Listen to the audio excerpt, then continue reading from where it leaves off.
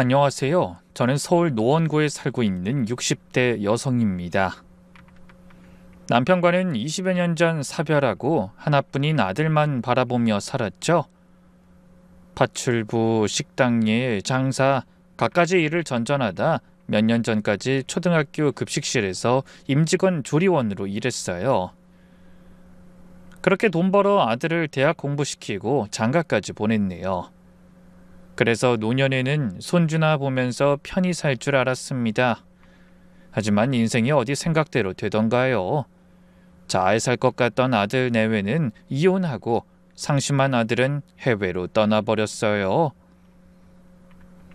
그렇게 혼자 된 저에게 재작년 겨울 평생 잊을 수 없는 일이 일어났습니다. 지금 생각해도 운명이란 건 참 묘한 것 같아요. 한없이 춥고 어두운 것 같던 겨울밤, 제 인생에 새로운 빛이 찾아왔거든요. 그 일을 통해 저는 바르게 사는 삶이 무엇인지 깨닫게 됐고, 그 깨달음을 많은 분과 나누고 싶어 사연을 보내게 됐습니다. 때는 재작년 12월, 전국적으로 한파가 몰아쳤던 날이었죠. 뉴스에서도 영하 15도를 넘나드는 기록적인 추위라며 난리였어요. 저는 거실 소파에 앉아 TV를 보고 있었습니다. 일일 드라마가 막 끝날 무렵이었으니까 아마 9시쯤 되었을 겁니다. 아무리 혼자 사는 집이라지만 TV를 끄고 나니 너무 조용했어요. 시계 초침 소리만 집안을 채울 정도로 적막했죠. 아들은 중국으로 떠나더니 연락이 점점 뜸해졌습니다. 처음엔 한 달에 한 번씩이라도 연락이 왔는데 그맘때는 몇 달 만에 안부 문자 한 번 오는 정도였네요. 엄마 잘 지내시죠? 전 잘 있으니 걱정하지 마세요. 매번 똑같은 문자, 정말 잘 있는지, 밥은 제때 먹는지, 중국 음식이 입에 맞는지 물어보고 싶은 게 산더미였어요. 하지만 아들은 늘 바쁘다는 핑계로 통화를 피했습니다. 그런 아들 생각에 한숨이 절로 나오던 그 순간 갑자기 정적을 깨고 초인종이 울렸어요. 이 시간에 누구지? 택배도 9시 전엔 다 끝나는데. 갑작스러운 벨소리에 놀랐습니다. 후다닥 현관으로 뛰어가 인터폰 화면을 봤죠. 화면에 비친 사람은 검은 롱코트를 입고 모자를 깊숙이 눌러쓴 여자였습니다. 의아한 마음에 인상을 쓰고 자세히 보다 깜짝 놀랐네요. 연락도 없이 한밤중에 찾아온 사람이 뜻밖에도 1년 전 아들과 이혼한 맏며느리였기 때문이었죠. 저는 잠시 망설였습니다. 문을 열어줘야 하나 말아야 하나? 이혼한 아이가 밤늦게 전시댁에 찾아온다는 게 영 이상했거든요. 하지만 밖은 너무 추웠고 며느리의 어깨가 바들바들 떨리는 게 인터폰 화면으로도 보여 고민이 됐어요. 저는 일부러 모른 척하며 물었습니다. 누구세요? 어머니 저예요. 혜정이요. 추위 때문인지 아니면 다른 이유 때문인지는 알 수 없지만 목소리가 많이 떨리더군요. 네가 이 시간에 무슨 일이니? 어머니 죄송한데 하룻밤만 재워주실 수 있을까요? 정말 죄송해요. 내일 아침 일찍 나갈게요. 순간 가슴이 철렁했습니다. 대체 무슨 일이기에 밤늦게 전시어머니를 찾아와 재워달라고 하는 건지 온갖 생각이 다 들었어요. 그것도 보통 추운 날이 아닌데 뭔가 사정이 있는 것 같았죠. 고민하다 문을 열자 며느리가 집 안으로 들어왔습니다. 1년 만에 보는 혜정이는 많이 야위어 있었어요. 원래도 마른 편이었지만 볼이 쏙 들어가고 얼굴이 창백해 보기만 해도 안쓰러운 마음이 들었네요. 저는 며느리를 향해 애써 웃으며 물었어요. 추웠겠다. 어서 들어와. 제 입에서 나온 말에 저도 놀랐습니다. 이혼한 며느리인데 뭐가 예쁘다고 그렇게 마음이 쓰이는지 이상했죠.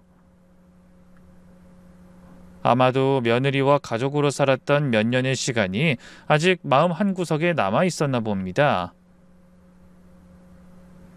혜정이는 거실로 들어서며 연신 고맙다고 했습니다. 어머님 정말 감사해요. 이렇게 늦은 시간에 찾아와서 죄송하고요. 됐다. 사정이 있었겠지. 앉아라. 밥은 먹었니? 네, 먹었어요. 하지만 그 말을 하는 며느리의 눈빛이 흔들렸습니다. 거짓말이라는 걸 알 수 있었죠. 그동안 학교 급식실에서 일하면서 아이들 밥 먹이는 일을 했던 저는 배고픈 사람을 한눈에 알아볼 수 있었어요. 그래서 한숨 쉬며 말했죠. 밥 먹었어도 허기질 시간이구나. 누룽지라도 끓여줄 테니 기다려라. 그러고는 부엌으로 가서 냉동실에 보관해둔 누룽지를 꺼내 보글보글 끓였어요. 김치도 접시에 담고 달걀 프라이도 하나 있습니다. 며느리가 예전에도 누룽지를 좋아했던 게 생각났거든요. 저는 식탁에 간단한 상을 차리며 말했습니다. 어서 와서 한술 떠라. 뜨거우니까 천천히 먹고. 며느리는 누룽지를 보자 갑자기 눈물을 글썽였어요. 어머니, 정말 감사해요. 이렇게까지 해주실 줄은 몰랐어요. 울긴 왜 울어. 누룽지가 뭐 별거라고. 식기 전에 얼른 먹어라. 며느리는 누룽지를 후후 불어가며 개걸스럽게 먹었습니다. 정말 배가 고팠던 것 같았어요. 저는 뭔가 안쓰러운 마음이 들어 물었네요. 더 줄까? 아니요, 배불러요. 정말 맛있었어요. 며느리가 웃었습니다. 오랜만에 보는 미소였죠. 그런데 이상한 게 혜정이는 계속 코트를 벗지 않고 있었어요. 실내인데도 옷을 꽁꽁 여미고 있더군요. 혜정아, 코트는 벗지 그러니? 집안은 따뜻하잖아. 아직 좀 추워서요. 좀 이따 벗을게요. 뭔가 이상했지만 그냥 넘어갔습니다. 밖에서 너무 추웠나 보다 싶었죠. 그래? 근데 그동안 어떻게 지냈니? 그냥 이것저것 하면서 지냈어요. 며느린 구체적인 대답을 피했죠. 숨기는 게 있는 것 같았지만 캐묻진 않았습니다.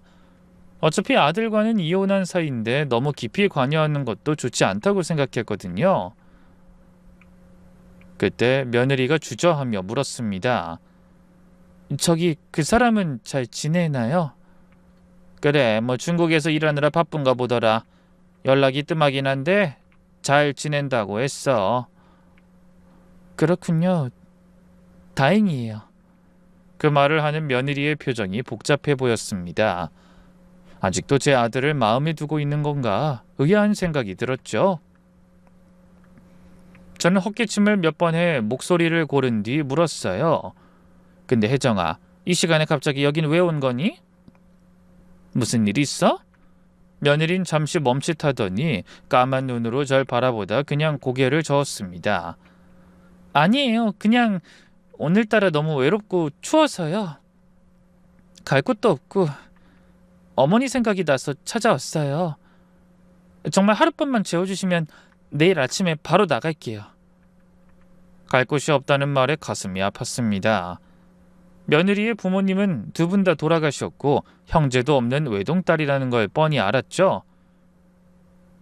이혼 후에 기댈 가족도 없이 혼자서 방황하는 것 같아 안타까운 생각이 들었네요. 그래, 오늘은 푹 쉬어라. 작은 방에 이불 깔아줄게. 어머니, 정말 죄송하고 감사해요. 며느린 작은 방으로 안내하고 이불을 깔아줬죠. 이혼하기 전까지만 해도 아들 며느리가 집에 오면 한 번씩 자고 가던 방이었습니다. 보일러 틀어줄 테니까 따뜻하게 자거라. 네, 어머니. 안녕히 주무세요. 그런데 며느리가 방에 들어서고도 여전히 코트를 벗지 않았습니다. 혜정아, 이제 코트는 벗어야지. 불편하잖아. 제가 오한이 좀 들어서요. 자기 전에 벗을게요. 걱정하지 마세요. 그래, 피곤해 보이는데 얼른 자거라. 며느리를 한번 바라본 뒤 방문을 닫고 나왔습니다. 거실로 돌아와 소파에 앉았지만 마음이 편하진 않았어요.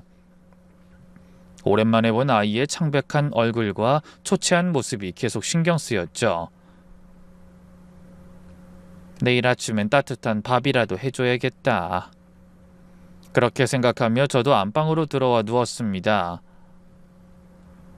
하지만 쉽게 잠이 오지 않았어요.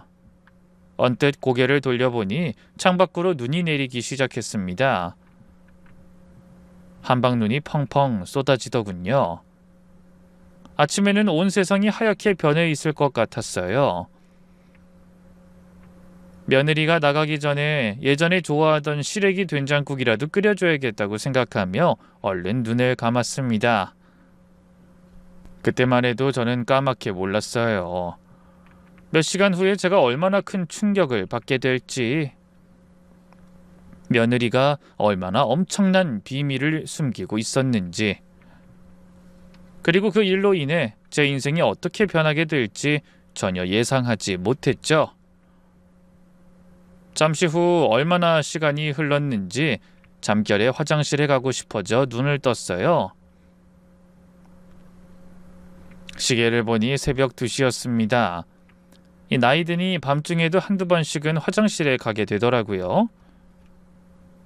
자리에서 일어나 살며시 방문을 열었습니다. 화장실로 걸어가 문을 열렸는데 문이 안쪽에서 잠겨 있었어요. 아, 혜정이가 화장실을 쓰고 있구나. 처음엔 그냥 기다렸습니다. 하지만 5분이 지나도 10분이 지나도 나올 기미가 보이지 않았습니다. 물소리도 들리지 않고 아무 소리도 나지 않았어요. 이상하네. 혹시 안에서 잠들었나? 저는 한참 동안 기다리다 조심스럽게 문을 두드렸습니다. 혜정아, 거기 있니? 대답이 없었습니다. 혜정아, 나 화장실 좀 써야 하는데. 여전히 아무 소리도 들리지 않았어요. 갑자기 불안한 마음이 들기 시작했습니다. 혹시 안에서 쓰러진 건 아닐까? 아까 오한이 된다고 했는데 몸이 안 좋아서 기절이라도 한 걸까? 마음이 급해져서 문을 더 세게 두드렸어요. 혜정아, 김혜정, 대답 좀 해봐. 그때 안에서 작은 신음이 들렸습니다. 뭔가 고통스러워하는 것 같은 소리였어요. 심장이 쿵 떨어졌습니다. 정말 무슨 일이 생긴 게 틀림없다고 생각했죠. 혜정아, 문 좀 열어봐라. 무슨 일이니? 하지만 문은 열리지 않았고 신음만 계속 들렸습니다. 더 이상 기다릴 수 없었어요. 주방으로 뛰어가서 서랍을 열어 비상용 열쇠를 찾았습니다. 손이 떨려서 열쇠 구멍에 제대로 넣기도 힘들더군요. 겨우 열쇠를 돌려 문을 열었죠. 그 순간 눈앞에 펼쳐진 광경에 저는 그만 그대로 얼어붙고 말았습니다. 며느리가 고통스러운 얼굴로 변기를 아는 채 몸부림치고 있었어요. 끝까지 벗지 않던 코트가 바닥에 널브러져 있었고 며느리의 배가 믿을 수 없을 만큼 불러 있었습니다. 한눈에 보기에도 만삭이었죠. 그런데 그때 다리 사이로 양수가 흐르고 있는 게 보였어요. 얼굴은 땀으로 범벅이 되어 있었고 입에는 수건을 문 채 고통을 참고 있었습니다. 저는 기절할 듯이 놀라며 소리쳤어요. 너 미쳤구나. 뭐 하는 짓이야? 며느리가 고개를 들려 저를 올려다보더군요. 눈에는 눈물이 가득하고 미안함과 고통이 뒤섞인 표정이었습니다. 어머니, 죄송해요. 지금 그런 말 할 때야? 너 임신했던 거니? 당장 119 불러야겠다. 저는 후다닥 거실로 뛰어나와 전화기를 들었습니다. 손이 너무 떨려서 번호를 제대로 누르기도 힘들었어요. 여보세요? 119죠? 우리 집에서 임산부가 출산하려고 해요. 빨리 좀 와주세요. 목소리가 떨려와 상황을 설명하는 것조차 쉽지 않았어요. 간신히 주소를 말하고 다시 화장실로 뛰어갔습니다. 며느리는 여전히 바닥에서 진통하고 있었어요. 혜정아, 조금만 참아. 구급차 온대. 어머니 정말 죄송해요. 지금 그런 말할 때가 아니야. 방으로 들어갈 순 없겠니? 여긴 춥잖아. 하지만 며느리는 한 걸음도 움직일 수 없을 것 같았어요. 그러더니 절망적인 목소리로 말했습니다. 어머니, 아이가 나올 것 같아요. 안 돼, 기다려야 해. 병원 가서 나아야지. 하지만 아이는 기다려주지 않았습니다. 며느리의 비명이 점점 커졌고 제 가슴도 터질 듯이 뛰었어요. 원래 진통할 때는 남편이 손을 잡아줘야 하잖아요. 근데 며느린 차가운 화장실 바닥에서 전 시어머니의 손을 잡고 있다니 안쓰러우면서도 어이가 없었죠. 아, 어머니! 산모의 비명은 커지는데 구급차는 오지 않았어요. 아마 몇 시간 전 내린 눈 때문에 시간이 지체되는 것 같더군요. 너무나 초조했습니다. 그때 밖에서 사이렌 소리가 들렸어요. 구급차가 도착한 것 같았죠. 곧이어 현관 초인종이 울렸고 저는 후다닥 문을 열어줬습니다. 여기에요. 빨리 와주세요. 구급대원 2명이 들것을 들고 들어왔습니다. 화장실에 있는 며느리를 본 구급대원들도 놀란 표정이었습니다.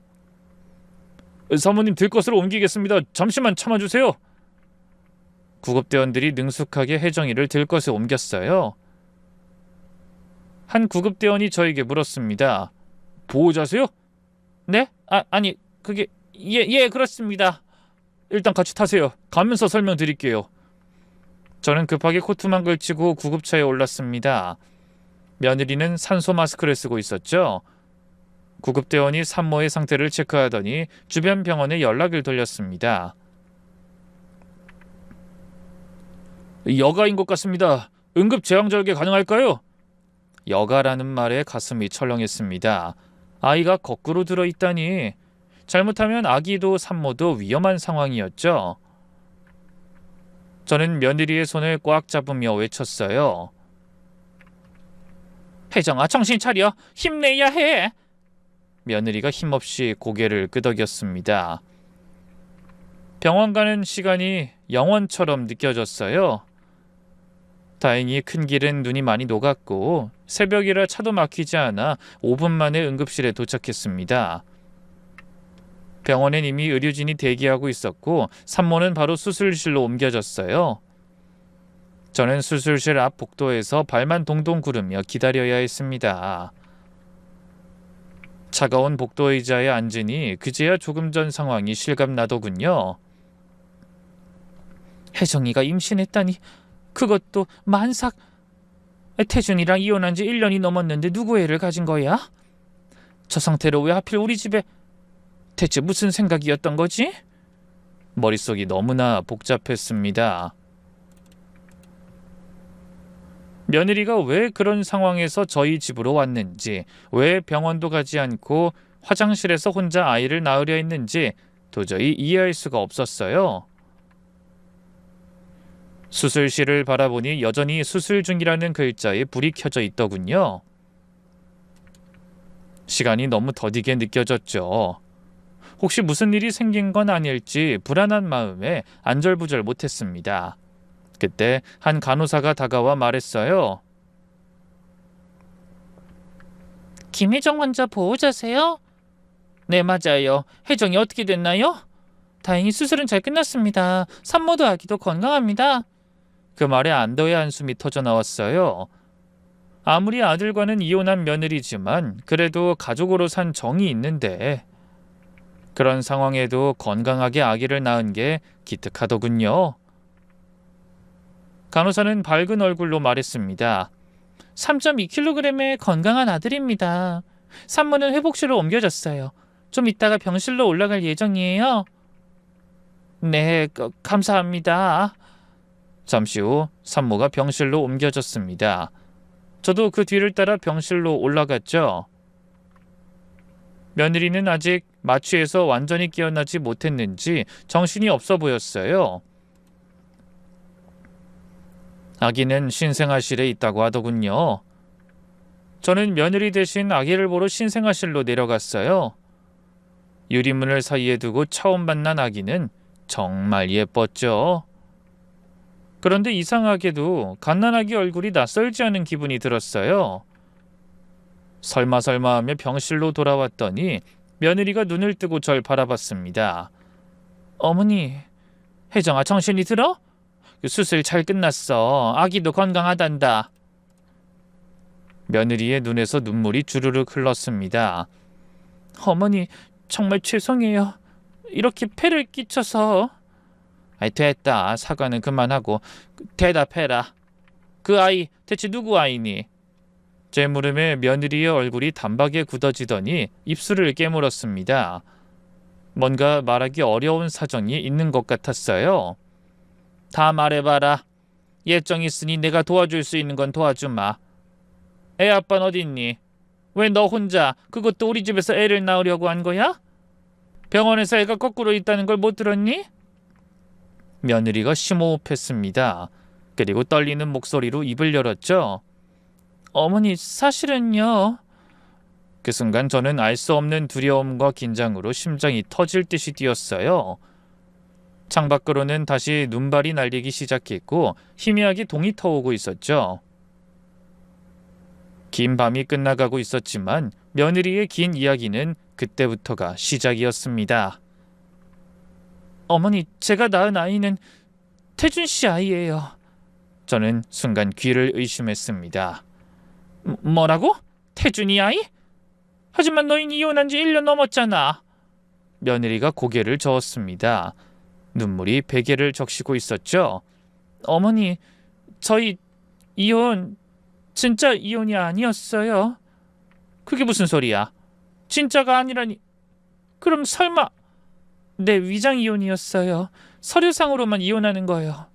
머릿속이 하얘졌습니다. 아니, 위장 이혼이라니. 말로만 듣던 그 일이 제 아들과 며느리에게도 있었다는 게 믿기지 않았죠. 혜정아, 처음부터 차근차근 말해봐라. 대체 무슨 일이 있었던 거니? 며느리는 또다시 깊은 한숨을 내셨습니다. 그리고 떨리는 목소리로 지난 일을 말하기 시작했어요. 태준 씨가 사업에 실패했어요. 무역업이었는데 처음엔 잘 됐어요. 근데 갑자기 가장 큰 거래처가 계약을 파기하면서 일이 꼬이기 시작했고 연쇄적으로 문제가 생겼어요. 저는 아무 말도 할 수가 없었습니다. 멀쩡히 회사 생활 잘하는 줄 알았던 아들이 사업이라니. 게다가 실패하고 위장 이혼까지 했다니 믿기지 않았죠. 그런데 이어지는 며느리의 말에 놀라서 헛웃음이 나왔습니다. 빚이 엄청났어요. 사채까지 썼거든요. 빚쟁이들이 매일 찾아와서 협박하고 정말 무서웠어요. 시달림 당하던 태준 씨도 점점 사람이 변해갔고요. 그 말을 하는 며느리는 몸이 떨렸습니다. 그때의 공포를 생생하게 기억하는 것 같더군요. 그래도 저는 같이 이겨내 보자고 했는데 태준 씨가 갑자기 저한테 위장 이혼을 하자고 했어요. 저까지 위험하게 할 수 없다면서. 그래서 서류상으로 이혼하고 있는 돈 다 털어서 저 혼자 월세 얻어 이사했어요. 그리고 남들 눈을 피해 태준 씨가 가끔 제가 이사한 집으로 왔어요. 그럼 너희는 완전히 남이 된 게 아니었단 말이니? 네, 어쩔 수 없이 남이 됐지만 전 한 번도 그게 진짜 이혼이라 생각한 적 없어요. 돈 문제만 해결되면 꼭 다시 합치자고 했는데. 말하다 감정이 복받쳤는지 울먹이더군요. 저는 놀란 마음에 눈을 크게 뜨고 외치듯이 물었습니다. 근데 왜 나한테는 아무 말도 하지 않은 거니? 아니, 아들이 그렇게 힘든 상황인데 엄마인 나한테는 왜? 걱정하실까봐. 태준 씨가 절대 말씀드리지 말라고 했어요. 혼자 힘으로 해결하겠다고. 말씀드려서 해결되는 일이라면 모를까 너무 큰 금액이라 속만 상하실 거라고. 아무리 그래도 어떻게 이 지경이 될 때까지. 평생 허드렛 일하며 아들 하나 키워내기도 버거웠던 제 상황을 아는 아들 내외가 사업 망한 걸 비밀로 했던 겁니다. 그러다 태준 씨가 중국에 가겠다고 했어요. 그쪽에 아는 사람이 있는데 일자리 구해주기로 했다고요. 돈을 많이 벌 수 있다고 했어요. 거기서 몇 년 일해서 빚 갚고 다시 시작하자면서 조금만 기다려달라고 했어요. 그래서 태준이가 혼자 중국에 간 거구나. 난 그것도 모르고 이혼하고 힘들어서 회사에서 중국 근무 신청했다는 말을 믿었는데 꼭 돌아오겠다고 약속했어요. 열심히 돈 벌어서 빚 갚고 다시 제대로 시작하자고 했거든요. 며느리가 잠시 말을 멈췄습니다. 그러다 눈물을 닦으며 다시 말했죠. 그런데 태준 씨가 떠나고 나서 제가 임신한 걸 알게 됐어요. 뭐야? 그럼 태준이 네가 임신한 걸 모르고 떠난 거니? 네. 처음엔 그냥 스트레스 때문에 컨디션이 안 좋은 줄 알았어요. 근데 입덧이 시작되고 병원에 가보니 임신이더라고요. 그래도 나중에는 말한 거지? 아니요. 정말 여러 번 말하려고 했는데 태준 씨가 너무 힘들어하고 있었어요. 중국에서 적응하느라 힘들다고, 일도 생각보다 쉽지 않다고 했어요. 그런 상황에서 임신 소식까지 전하면 더 부담스러워할 것 같았어요. 그래서 나중에 하면서 미뤘죠. 그래도 알려야지. 아빠가 될 사람인데. 알려주려고 마음 먹었어요. 정말요. 그런데 며느리의 눈에서 또 눈물이 흘렀습니다. 처음에는 연락이 잘 왔어요. 돈도 조금 보내주고 힘들어도 희망적인 얘기를 했어요. 근데 한 달이 지나면서 전화가 뜸해지더니 2달이 넘어가면서부터는 아예 연락이 끊겼어요. 전화도 안 받고 문자도 안 보고. 며느리의 눈에 분노가 어렸습니다. 그러다 몇 달 전에 충격적인 사실을 알게 됐어요. 뭘 알게 됐는데? 혜정이가 주먹을 꽉 쥐더군요. 배신감이 얼굴에 그대로 드러났습니다. 태준 씨가 떠나기 전에 제 명의로 카드를 만들고 대출받았어요. 근데 재직증명서니 납세증명서니 그런 걸 다 위조했더라고요. 위조하지 않으면 대출받을 수 있는 조건이 안 되니까 그랬나 봐요. 개인적으로 지인들한테도 많이 빌렸고요. 그렇게 사기쳐서 몰래 쓴 돈이 4억이 넘어요. 사기? 아니, 내 아들이 사기를 쳤다는 거야? 네. 제 신분증이랑 도장을 빼내서 서류도 다 위조하고 차용증도 써주고, 저희가 이혼한 걸 모르고 사람들도 많아서 저를 믿고 빌려줬다는 지인도 있었어요. 뭐라고? 저도 모르게 소리를 질렀습니다. 옆 침상에서 불편한 듯 뭔가 소리를 냈지만 신경 쓸 겨를이 없었어요. 태준 씨가 그 돈 다 들고 배를 타고 중국으로 갔어요. 저한테는 빚만 남긴 채로요. 빚 갚으러 간다면서 더 큰 빚을 만들어 놓고 간 거예요. 믿을 수가 없었습니다.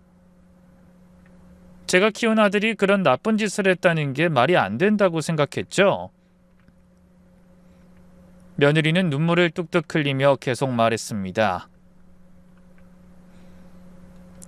너무 무서운데 도움 청할 사람도 없고 임신한 몸이라 일자리를 주는 사람도 없었어요.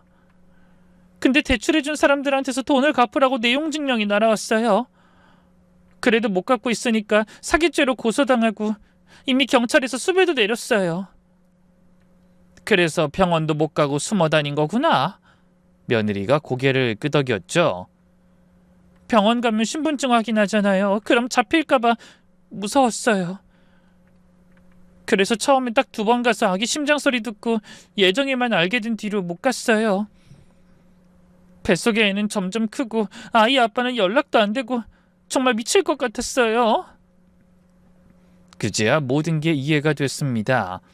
왜 며느리가 한겨울밤에 저희 집에 찾아왔는지, 왜 코트를 벗지 않았는지. 부품배를 감추려고 커다란 코트를 입은 채 버티고 있었던 거예요. 어머니 집에서라도 아이를 낳고 그 다음에 자수하려고 했어요. 아이만이라도 안전한 곳에서 낳고 싶었거든요. 어머니라면 아이를 버리지 않으실 거라고 생각했어요. 그런데 초저녁부터 진통이 오는 것 같아서 가슴이 찢어지는 것 같았습니다. 며느리가 얼마나 무섭고 외로웠을지 짐작이 됐어요. 임신한 몸으로 혼자 숨어 지내고 매일 잡혀갈까봐 두려워하면서도 기댈 곳이 없었던 거예요.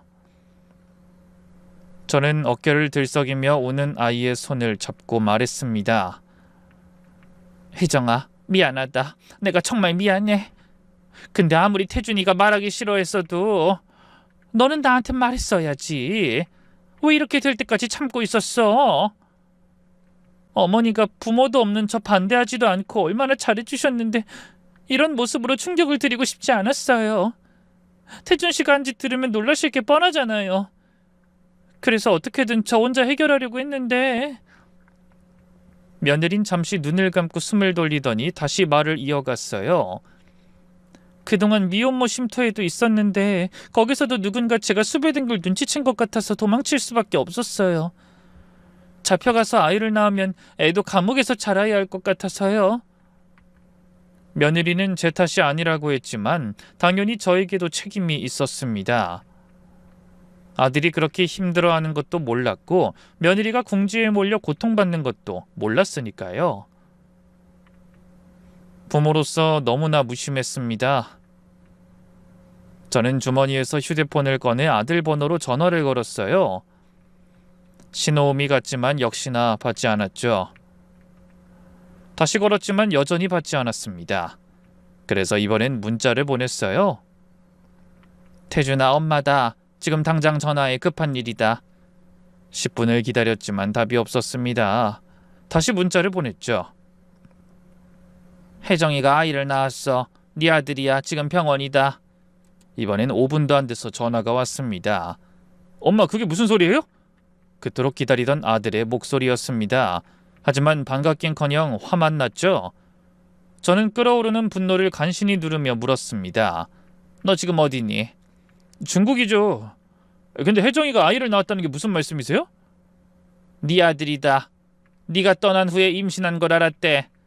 그리고 너 혜정이 명의로 돈도 빌렸다는 게 사실이냐? 전화기 너머로 침묵이 흘렀습니다. 태준아, 대답해. 정말 네가 그런 짓 했어? 엄마, 어쩔 수 없었어요. 사채업자들이 매일 찾아와서 협박하는 통에. 아무리 그렇다고 어떻게 그 짐을 네 마누라한테 떠넘겨? 남도 아니고 네 자식을 가진 여자한테. 애를 가진 줄은 정말 몰랐어요. 근데 그 애가 정말 제 아이가 맞는 거죠? 그럼 누구 아이겠어? 혜정이가 너 떠난 뒤에 임신 사실 알았대. 또다시 침묵이 흘렀습니다. 태준아, 당장 한국으로 돌아와. 와서 네가 한 짓 책임져라. 너 때문에 지금 혜정이가 사기죄로 고소당해서 수배 중이야. 어떻게 네 자식 낳은 여자한테 이런 짓을 해? 하지만 이어진 아들의 대답에 저는 기겁했습니다. 엄마, 저 못 돌아가요. 뭐라고? 여기서 이제 겨우 자리 잡았어요. 돌아가면 전 감옥 가야 할지도 몰라요. 당연히 가야지. 네가 한 짓인데. 엄마, 저 여기서 새삼을 시작했어요. 새삼? 네 마누라랑 아들 버리고? 저 여기서 중국 여자 만났어요. 결혼하기로 했어요. 그 순간 간신히 붙들고 있던 아들에 대한 기대가 끊어지는 소리가 들렸습니다. 가슴에 남아있던 모정도, 아들에 대한 마지막 희망도 다 사라지는 기분이었죠. 뭐라고? 너 지금 뭐라고 했니? 죄송해요, 엄마. 하지만 전 이미 과거는 정리했어요. 혜정이랑도 이혼했고. 위장 이혼이었다고 했다며. 혜정이 속인 거야? 위장은 무슨... 서류상으로 아무 문제 없는 이혼이에요. 법적으로 남남이란 말이죠. 그리고 전 모든 걸 새로 시작하고 싶어요. 엄마도 혜정이한테 밀어버리고 그냥 남이라고 생각하세요. 그럼 네 아들은? 방금 태어난 네 아들은 어떻게 하고? 모르겠어요. 전 아이가 있는 줄도 몰랐고. 알았으면 달랐을 것 같아? 혜정이 명의로 사기 대출한 건 그것도 모른 척 할 거야? 엄마! 나한테 엄마라고 부르지 마! 넌 이제 내 아들 아니야. 마지막으로 말한마. 경찰에 신고하기 전에 네가 스스로 돌아와서 자수해. 널 믿고 기다린 애한테 이런 짓 해놓고 너 혼자 발 뻗고 잘 수 있을 것 같아? 전화를 잡은 손이 부들부들 떨렸습니다. 분노인지 슬픔인지 모를 감정이 밀려왔죠. 그때 아들이 아무 말도 없이 전화를 끊어버렸어요. 다시 걸어봐도 아예 전원이 꺼져 있었죠. 대신 문자 메시지를 보냈습니다. 며칠만 기다리마. 혜정이가 태어나기 전에 마음 정하고 자수해라. 애 아빠로 당당할 수 있는 마지막 기회 주려는 거야. 옆에서 혜정이가 울고 있었습니다. 저는 조용히 며느리의 어깨에 손을 올리며 말했죠. 혜정아, 어머니, 이제 저랑 아기는 어떻게 해요? 진짜 그 사람을 신고하고 싶었는데. 계속 참고 숨어 다닌 건 언젠가는 돌아올 거라고 믿었기 때문이에요. 제가 아기 낳고 대신 감옥에 갔다 돌아오면 태준 씨가 후회하고 아이랑 다시 시작할 수 있을 거라고 생각했거든요. 그동안만 어머니한테 아기를 부탁하려고 한 건데 태준 씨 나이 저 같은 건 안중에 없었나 봐요. 며느리가 흐느껴 오는 모습을 보자 가슴에 돌덩이가 올라앉은 듯 갑갑했어요. 혜정아, 내가 다 해결하마. 변호사 찾아서 네가 피해자라는 걸 증명할 거야. 그리고 그 녀석도 반드시 자기가 한 짓 책임지게 할 거다. 그렇지만 태준 씨가 어머니한텐 유일한 핏줄인데.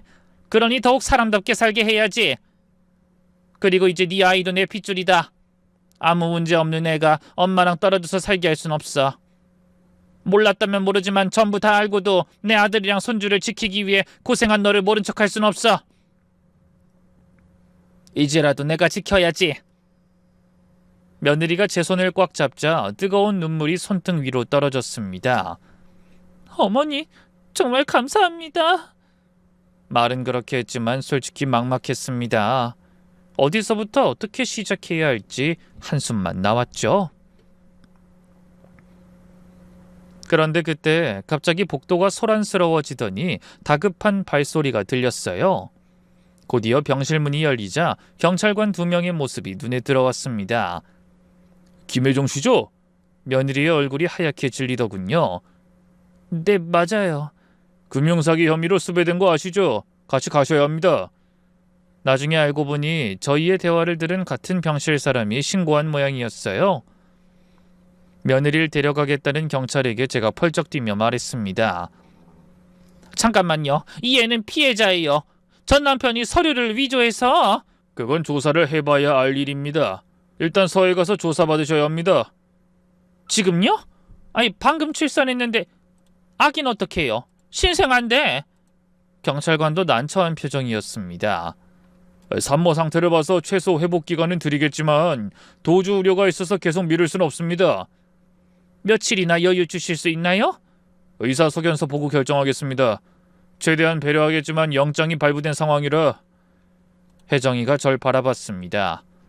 눈에는 절망과 두려움이 가득했죠. 갓 태어난 아기와 헤어져야 한다는 생각에 온몸을 떨며 울더군요. 그때부터 며느리가 도망치지 못하도록 경찰이 돌아가며 병실 앞을 지켰어요. 사람들의 시선이 다 며느리를 향하니 마음이 불편했죠.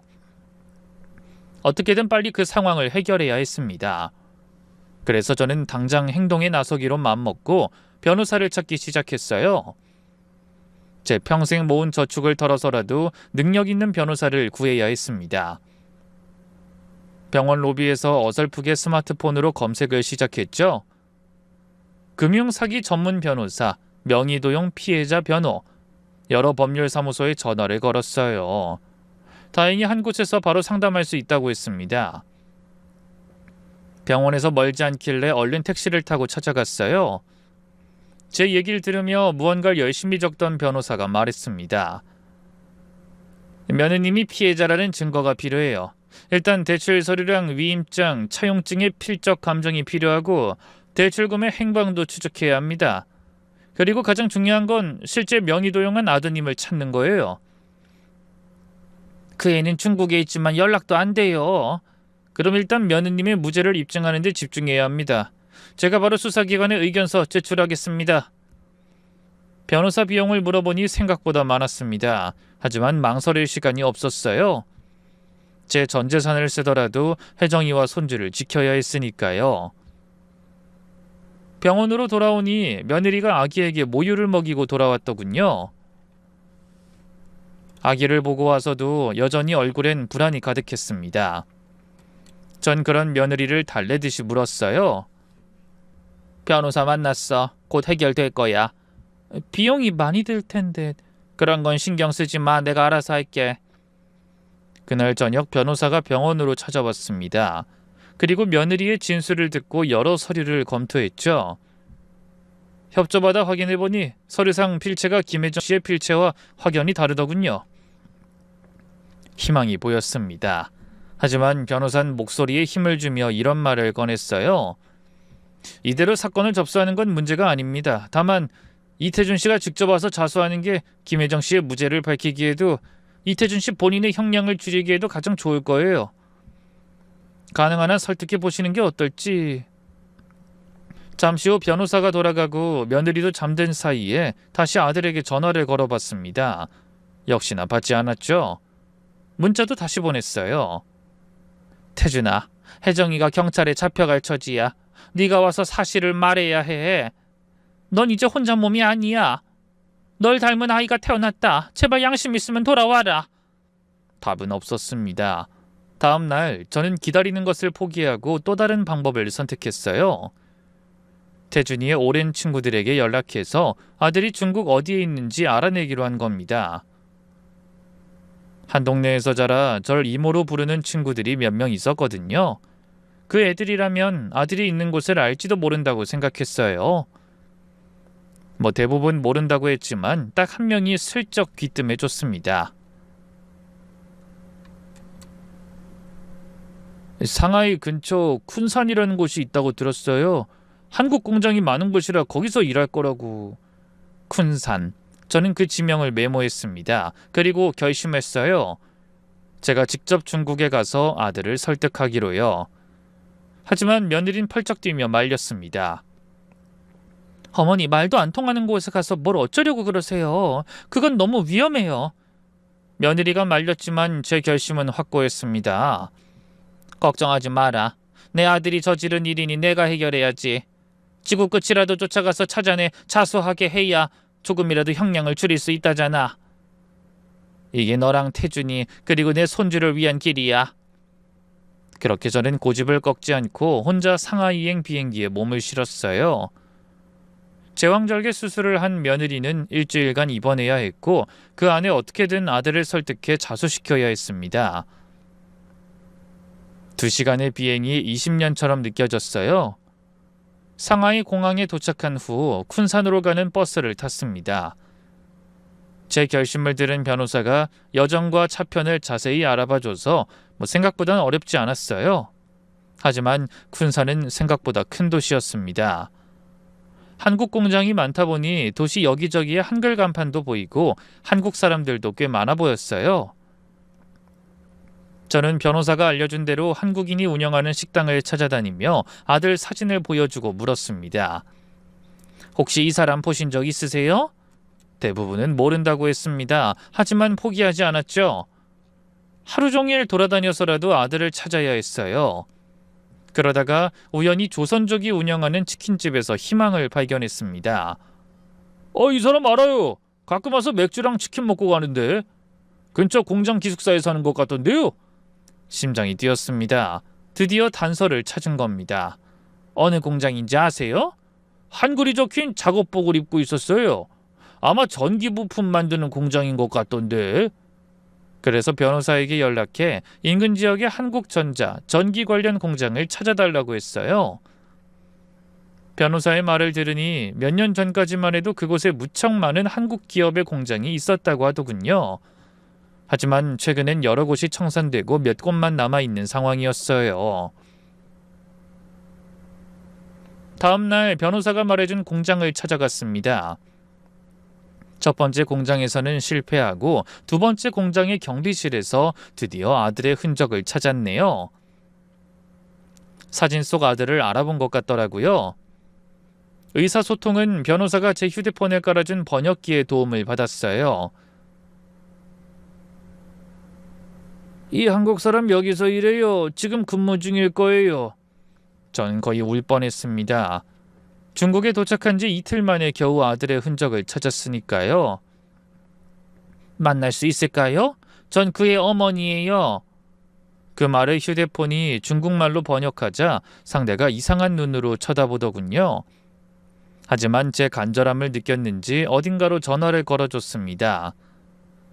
손에 땀이 흥건할 정도로 긴장되는 몇 분이 지나고 드디어 멀리서 아들의 모습이 보였어요. 1년이 넘도록 보지 못한 아들이었죠. 피곤한 얼굴로 달려와 두리번거리던 아들은 절 보고 화들짝 놀랐습니다. 엄마? 정말 엄마가 온 게 맞는 거예요? 도대체 여기 어떻게... 네가 연락이 없어서 어미가 찾아왔다. 아들은 저의 등장에 생각보다 더 놀랐어요. 엄마, 여기가 어디라고 오신 거예요? 외국이라고는 베트남 단체 여행 한 번이 전부인분이 말도 안 통하면서 여기를 혼자 어떻게... 부모는 자식 일이라면 못할 일이 없는 거야. 2달이 멀쩡한데 내가 지구 끝이라도 못 갈까봐? 20년 넘게 널 혼자 키우면서 이보다 더 어려운 일도 많았다. 엄마... 절대 한국에 못 온다던 아들은 바다 건너 중국까지 날아간 절 보자 눈빛이 격하게 흔들렸어요. 저는 아들을 향해 담담하게 말했습니다. 같이 돌아가자. 엄마, 전 못 가요. 혜정이가 감옥에 갈 처지야. 네 아들이 아빠도 없고 엄마도 없이 자랄 처지라고. 전 이미... 무슨 말 하려고? 뭐 새 여자? 정신 차려. 네가 저지른 짓은 책임져야지. 그 불쌍한 애한테 몹쓸 짓 해놓고 그렇게 시작한 게 새 삶이냐? 아들의 얼굴이 창백해졌습니다. 엄마, 처음엔 저도 어떻게든 일해서 갚아보려고 했어요. 근데 사채업자가 너무 무섭더라고요. 그래서 일단 혜정이 명의로 돈 빌려서 급한 불부터 끄고 여기서 사업해서 나머지 빚이랑 혜정이 돈도 갚으려고 했어요. 근데 그 인간이라니. 여기서 동업하자고 꼬신 인간이 있었어요.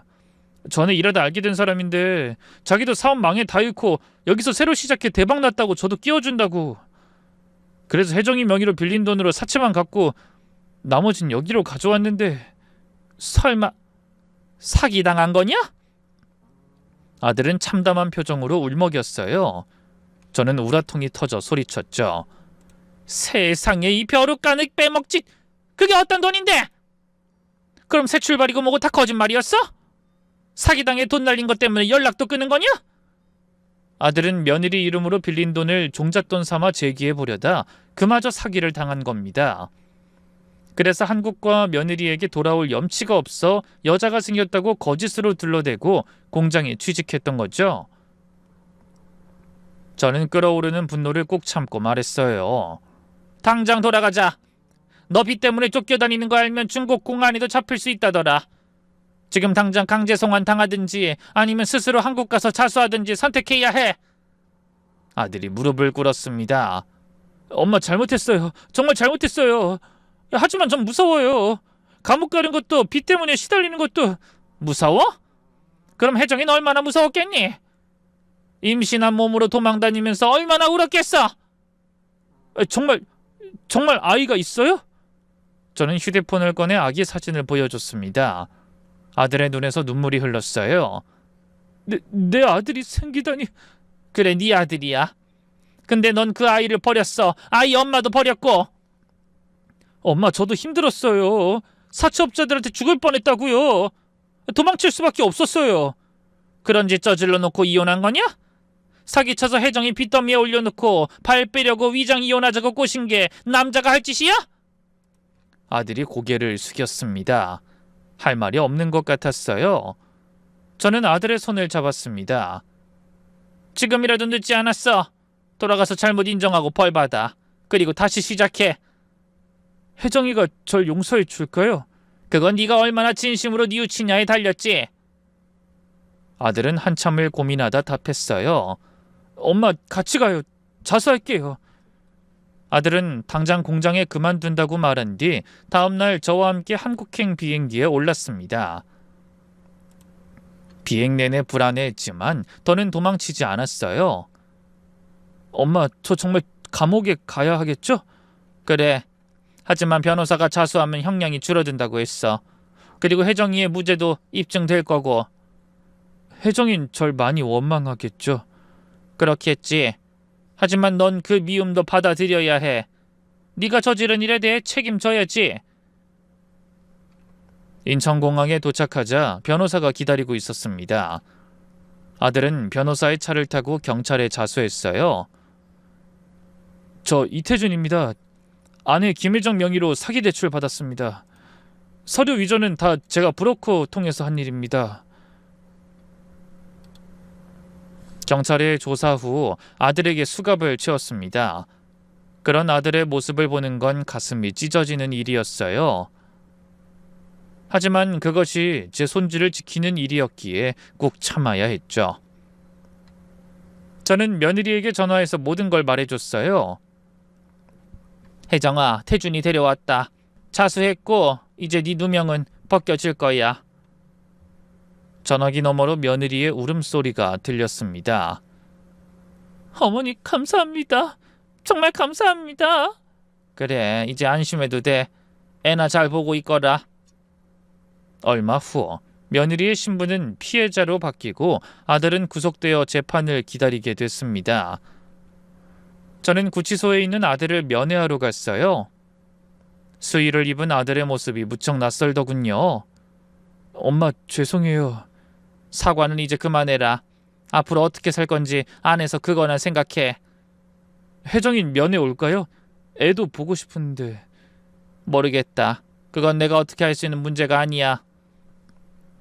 아들이 고개를 끄덕였습니다. 엄마, 저 정말 바보였어요. 매일 밤 중국 밤하늘을 보면서 후회했어요. 혜정이도 보고 싶고 엄마한테도 죄송한데 돌아올 자신은 없었어요. 모든 걸 잃고 나서야 알겠더라고요. 가족이 얼마나 소중한지. 늦었지만 다행이다. 이제라도 깨달았으니. 그때 면회 시간이 끝났습니다. 저는 한숨을 쉬며 말했어요. 태준아, 엄마가 혜정이랑 아기 잘 돌볼게. 넌 그 안에서 반성하고 새 사람 돼서 나와라. 네, 엄마. 정말 감사해요. 구치소를 나오며 하늘을 올려다봤어요. 잔뜩 구름 낀 하늘이 또 한바탕 눈을 흩뿌릴 것 같더군요. 빨리 겨울이 지나 저희 가족에게도 봄 햇살이 비춰주길 빌고 또 빌었습니다. 집으로 돌아오니 며느리가 손주를 안고 잠들었더군요. 평화로운 광경이었습니다. 가만히 그 모습을 보고 있자니 눈물이 핑 돌았어요. 그날 밤 제가 화장실에 가려고 깨어나지 않았다면 손자는 차디찬 화장실 바닥에서 태어났을지도 모를 일이죠. 그때 인기척을 느꼈는지 며느리가 눈을 뜨며 말했어요. 어머니 다녀오셨어요? 그래, 태준이 만나고 왔다. 혜정이가 잠시 복잡한 표정을 지었습니다. 어떤 것 같아요? 많이 뉘우치고 있는 것 같지만 그 애를 용서할지 말지 네가 판단할 일이지. 제 말에 며느리가 손자를 바라보며 말했습니다. 아이한텐 아빠가 필요할 텐데. 시간을 두고 생각해라. 서두를 필요 없다. 그리고 네가 어떤 선택을 하든 난 널 존중할 거야. 얼마 후 재판이 시작됐습니다. 아들은 모든 혐의를 인정했고 진심으로 반성하는 모습을 보였어요. 자수한 점, 피해자인 혜정이의 선처 탄원서 등이 참작되어 징역 3년을 선고받았습니다. 끌려가는 아들의 뒷모습을 보니 심경이 너무나 복잡했어요. 아들이 죗값을 치르는 것은 당연했지만 가슴 한구석은 아프더군요. 하지만 그 와중에 위로가 되는 건 아들의 표정이 편안해 보인다는 것이었어요. 빚지고 쫓겨다니는 마음이 어디 하루라도 편했겠어요? 하지만 모든 게 끝났다고 생각하니 오히려 마음이 편안해 보이더군요. 그날 밤 며느리가 저에게 물었어요. 어머니, 저 이제 어떻게 살아야 할까요? 저는 조용히 방에 들어갔다 나와 며느리에게 봉투 하나를 건넸습니다. 재판이 끝나고 은행에 들러 찾아온 5천만 원짜리 수표였어요. 이거 받아라. 너 태준이랑 이혼할 때 아무것도 못 받았지? 며느리는 고개를 갸웃거리며 봉투를 열어보다 깜짝 놀랐어요. 어머니, 이게 뭐예요? 이 큰돈이 어디서? 변호사비하고 남은 내 전 재산이다. 이제 몸도 다 회복된 것 같으니 이 돈으로 네가 원하는 걸 해봐라. 도와줄 수 있는 게 고작 이것뿐이라 미안하구나. 하지만 며느리는 손사래를 치며 거절했어요. 받을 수 없어요. 그동안 어머니가 얼마나 잘해주셨는데 제가 이 돈까지... 아니, 내가 자식을 잘못 키워 너한테 씻을 수 없는 상처를 줬어. 그까짓 돈으로 보상이 되진 않겠지만 당장 경찰에 신고하지 않고 내 아들 끝까지 감싸주려고 노력하고 손주를 낳아준 고마움의 표시다. 받아다오. 며느리의 눈에 눈물이 고였습니다. 어머니 감사합니다. 어떤 게 아이를 위한 선택인지 고민해 볼게요. 그렇게 대답한 며느린 일주일 후 생각지도 못한 말을 꺼냈습니다. 어머니, 저 어머니가 주신 돈으로 월세방 구하고 반찬 가게 자리도 계약했어요. 어머니 보면서 용기가 생겼거든요. 자식을 위해 뭐든 할 수 있다는 용기요. 저는 그런 며느리의 선택을 존중했습니다. 그렇게 저희는 각자의 자리에서 새로운 삶을 시작했어요.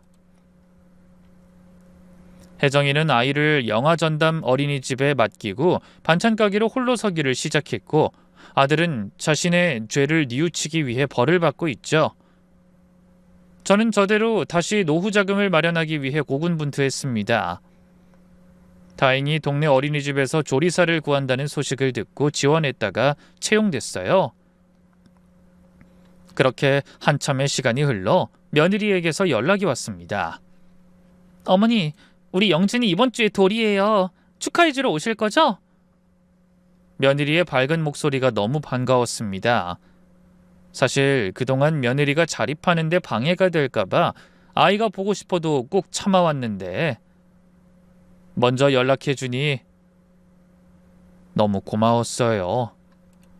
그래, 당연히 가야지. 내 손주 돌인데. 며칠 후 며느리의 작은 원룸에서 저희 세 사람만의 조촐한 돌잔치를 열었습니다. 그때 며느리가 말했어요.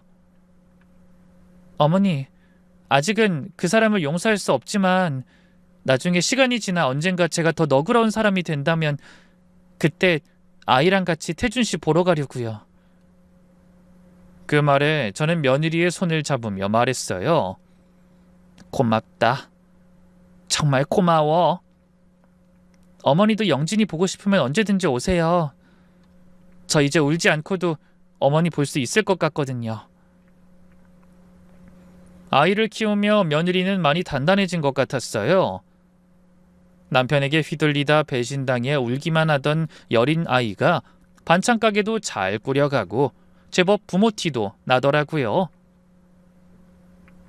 그 모습을 보며 저는 제 선택이 틀리지 않았음을 확신했습니다. 제가 며느리와 손주를 옆에 두지 않은 건 앞으로 두 사람에게 어떤 모진 풍파가 와도 스스로 헤쳐나갈 힘을 기르기를 바랬기 때문이거든요. 비록 제 아들은 차가운 감옥에서 여러 날을 더 보내야 하지만 죄 없는 며느리와 손주가 스스로 행복을 찾아가는 모습을 볼 수 있어 뿌듯했죠. 손주의 돌이 지나고 며칠 후 아들을 만나러 가서 돌사진을 보여줬습니다. 눈물을 글썽이던 아들이 말했어요. 많이 컸네요. 엄마, 저 여기서 전기기술 배웠어요. 자격증도 땄고요. 나가면 취업지원 프로그램으로 일자리도 구할 수 있나 봐요. 다시 성실하게 일해서 영진이 양육비 보내주고 싶어요.